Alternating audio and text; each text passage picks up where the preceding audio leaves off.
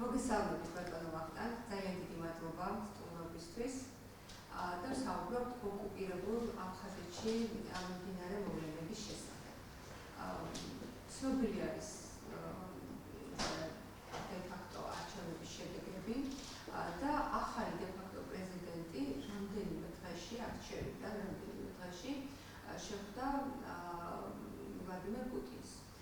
მინდა ვთქვათ შეაფასოთ ვითარება, რას ნიშნავს ის, რომ ეს ნაბიჯი, რომ რამდენიმე დღეში უკვე შეხვედრა გაიმართა, რა მესიჯის მატარებელი არის ეს შეხვედრა, ასე რომ ვთქვათ და ეს დე-ფაქტო არჩევნების შედეგთან დაკავშირებითაც თქვენ შეფასებას საინტერესოა. დიდი მადლობა, მივესალმებით თქვენს მაყურებელს, მსმენელს. უხლა ჩვენი საზოგადოება ძალიან დიდი ინტერესით თვალყურს ადევნებდა, რა თქმა უნდა, ამ არჩევნებს მეორე ტურისა. ამიტომ იმ ციფრებზე, რომელიც უკვე ცნობილი მე ყურადღებას არ გავამახვილებ, გარდა იმისა, რომ მაინც უნდა ვთქვა, რომ პრაქტიკულად ჩვენ წინა გადაცემაშიც ვისაუბრეთ, როცა პირველი ტურის შედეგებს ვაჯამებდით, რომ დიდი შანსია, რომ მოიგებდა არძენბა. შანსია, რამე თუ ადმინისტრაციული რესურსი, რომელიც მის ხელთ არსებობდა, ამას პლუს რუსეთის პოლიტიკური ისტაბლიშმენტის ღია და დაუფარავი მხარდაჭერა, მთელი მისი შესაძლებლობები ჩართვა, ელექტრონული ციფრული მედია, ვოიაჟები აფხაზეთის ტერიტორიაზე, ვოიაჟები სხვადასხვა მაღალი დონის ჩინოვნიკებისა და პოლიტიკური მოღვაწეებისა, ცხადყოფდა იმას, რომ არსებობდა ჯერ კიდევ ის რესურსი, რომელიც იქნებოდა გამოყენებული. და პირველი მაგალითი ამისა გახლავთ ის, რომ ამ ორ უბანში, რომელიც მოსკოვსა და ჩერკესკი იყო, მხოლოდ ამ უბანში ამ კრეატურამ, კრემლის კრეატურამ დამატებით ამ არჩევნებში წყალებში ვსაუბრობთ ყოველთვის 800-ზე მეტი ხმა მიიღო დამატებით. ხმა ვინაიდან ის ხალხი, ვინც არ მოვიდა საარჩევნო უბნებთან, მათ მიმართ ალბათ იქნა გამოყენებული ცოტა სხვა მეთოდები და პრაქტიკულად მოსკოვში როგორც 500-ზე მეტი გამორჩეული გამოცხადდა და ახლობით 300-ზე მეტი ჩერკასში და ყველა ამათ მისეს ხმა ბატონ არძენბას. ეხლა ჩვენთვის რა არის ეს არძენბა იქნებოდა თუ არძენბა სულ მეშლება ამ შემთხვევაში გუმბაზე ვსაუბრობ, რა თქმა უნდა პატიებას ვითხოვ, გუმბა მიიღო და ის ხმები, რომლებიც მას უზრუნველყო მისი გამარჯვება. წყალებში არ სვამ ამ სიტყვა გამარჯვებას, ვინაიდან როგორც ვთქვი, პრაქტიკულად ცნობილი იყო, რომ გაიმარჯვებდა ყველა იმ პირობების გათვალისწინებით აქ გუმბა. მხოლოდ ასეთი დიდი სხვაობა იქნებოდა თუ არა, ცოტა არ იყოს და მოულოდნელი სავით იყო.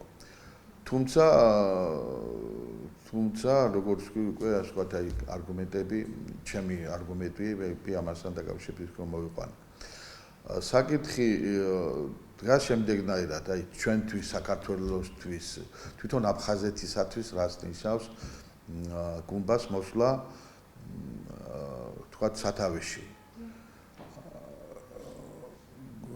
ამ ერთი მომენტი არის, რომლის ხაზგასასმელია, რატომღაც რუსეთის მედია და პოლიტიკური ნაწილი სულ აშენებდა ელექტორატს, ამომრჩეველს, რომ არძენბა არის პროთურქული და არძენბას მოსვლა, რა თქმა უნდა, აფხაზეთს რუსეთისკენ, თურქეთისკენ მიაბრუნებს და დამღუპელი იქნება აფხაზეთისათვის.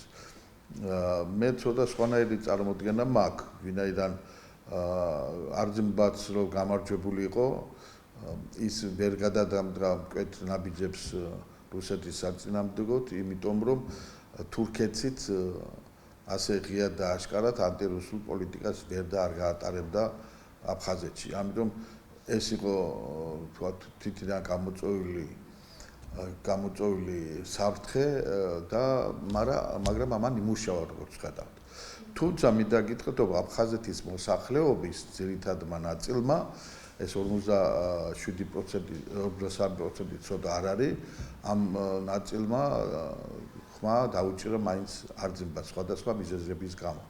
Ну, თქვათ ასე, მე მქონდა საუბარი მანამდე და არჩევნების პერიოდშიც ამ არძიმბას ეგრეთოდებულ გულშემატკივრებთან მხარდამჭერებთან, რომელიც ძირითად მოტივად ასახლებდნენ იმას, რომ აი ის რაც აგვაქვს ჩვენ ძირითადი ჩვენი სიმდიდრე, რასაც მიწა ქვია და ასე შემდეგ, ეს უფრო ჩქარა წავა მათზე შედეგების მიღწევა რუსეთის გარკვეული წრეების სასარგებლოდ, ვიდრე ამას არძიმბა გააკეთებდა. არძიმბა ცოტა გაწელავდა, სხვა პირობებს დადებდა, ხოლო გუმბას პრაქტიკულად მოუწევს იმ დაპირებების აღსრულება, რომელიც ბჟანიას დროს დაიდო ბჟანიასა და გარკვეული კომერციული, ვთქვათ, ოლიგარქული წრეებთან.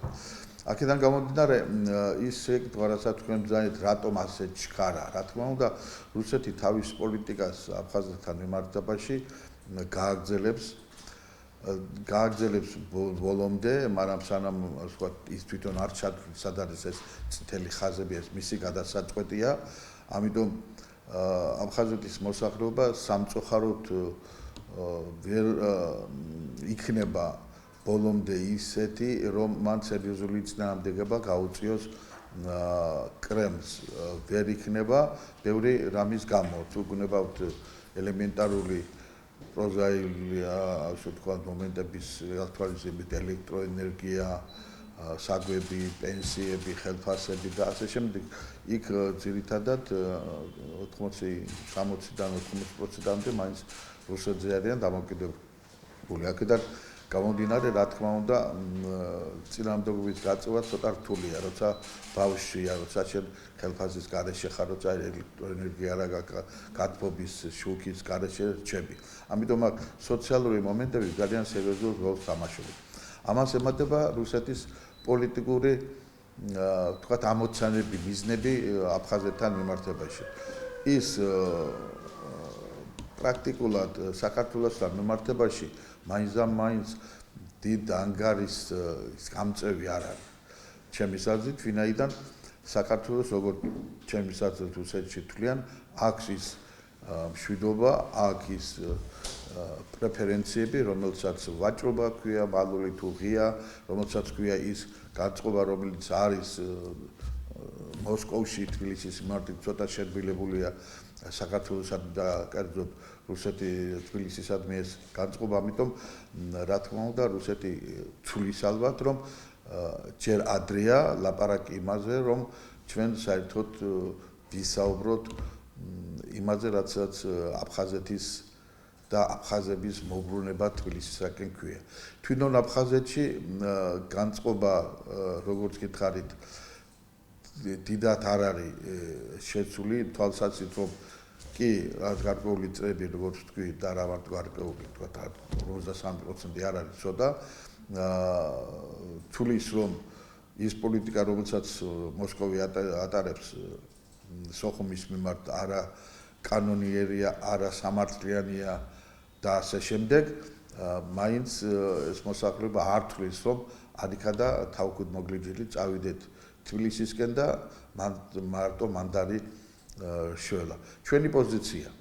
მე ვფიქრობ, რომ მეც არ უნდა იყოს იქ სოხუმში, ჩვენ უნდა გავაგრძელოთ მათთან საუბარი, გავაგრძელოთ ურთიერთობა, გავაგრძელოთ საუბარი იმ თვალსაზრისით, რომ ეს აქტიური საუბარი შეჯერებით სამწუხაროდ არ მიდის და თუ არ ჩავთვლით პატარა გამონათებას, რომელსაც არასამთავრობო ორგანიზაციები ქმნიან და თუ არ ჩავთვლით იმ სოციალურ პროექტს, რასაც რეფერალური პროგრამა ქვია და ასე შემდეგ, დიდი ვთქვათ მოძრაობა, რომელსაც კულუარული საუბრები ქვია, ამას ემატება რა თქმა უნდა ჟენევის პროცესი, რომელიც გაგრძელდა საბედნიეროდ, ვინაიდან ერთადერთი პლატფორმა, რომელიც აფხაზებსა და ქართველებს შორის მაინც რაღაც ფანჯარას დერეფანსი ქმნის, ეგ არის ეს ფორმატი.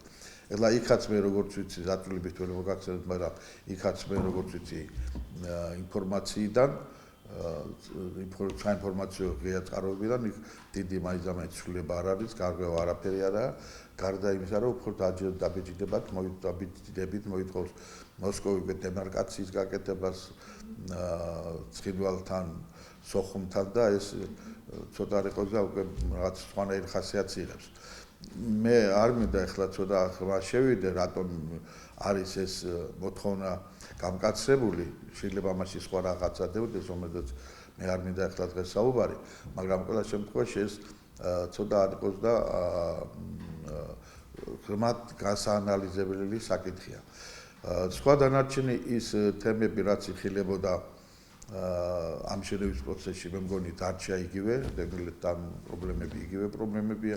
ერთადერთი რაც მე ყურით მოვყარი, როგორც ითქვან, ის არის, რომ რაღაც სოციალურ საკითხებზე დახმარება და ხელის გაწვდომა ითხოვეს სოხუმიდან, რისი წინააღმდეგ არასდროს არ იყო ჩვენი მხარე და ამას ყოველთვის გავაკეთებთ სიამოვნებით. ამიტომ შეიძლება ითქვას, ჩვენ ვართ იქ, სადაც ვიდექით, მაგრამ განსხვავებით იმისა, რომ ჩვენ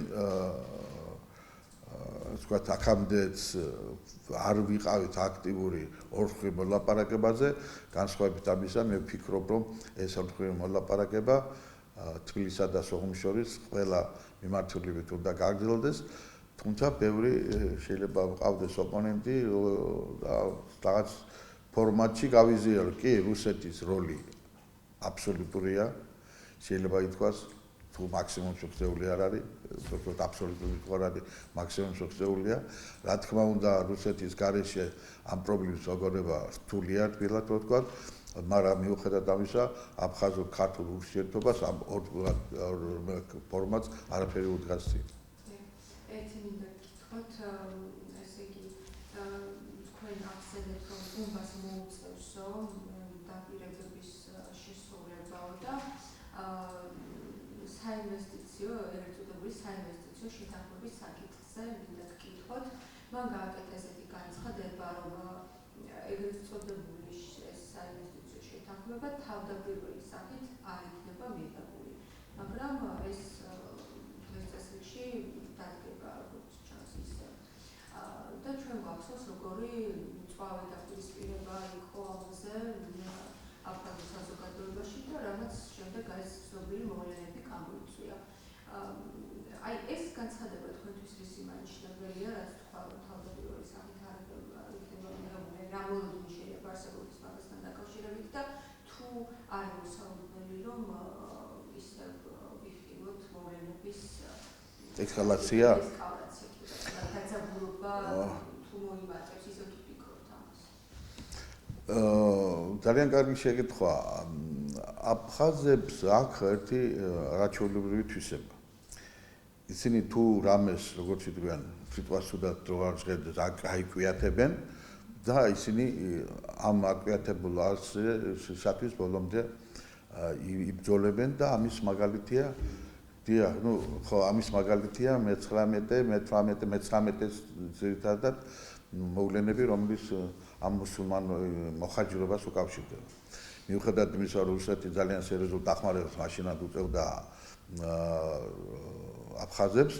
აფხაზების ძირითადი მოთხოვნა იყო სულ სხვა, მათ არ დაეთანხმნენ სხვაგან გადასახლებას, არ დაეთანხმნენ იმ პოლიტიკასაც რუსეთის ცარიზმი ატარებდა და შედეგად გამოდგა ორჯერ თუ სამჯერ მოხაჯვრობა.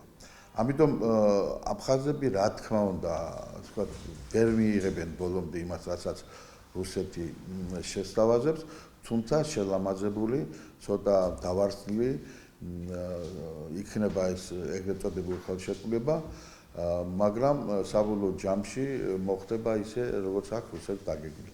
რა თქმა უნდა, იქნება წინააღმდეგობა, იქნება მოგუდულიც და არამოგუდული, მაგრამ მაინც მოხდება ისე, რომ რასაც კრემლი დაგეგმავს იმის განხორციელება. თუმცა რომ მოხდეს ის, რასაც მე და თქვენ ახლა საუბრობთ, ესკალაციის სიტუაციის დაძაბვა, მოხდება ისევ იმავე წრეზე ტრიალი, ისევ არჩევნები, ისევ ხელმეორედ, ასე ვთქვათ, რაღაც სიტუაციის გავლა და ეს არის რომ აფხაზეთი ისეთი პატარა სახელმწიფოა და აფხაზები ისეთი ძალიან თავმოყვარე, ძალიან ამაყი ხალხია, რომ ისინი იოლად ვერ მიიღებენ იმას, რასაც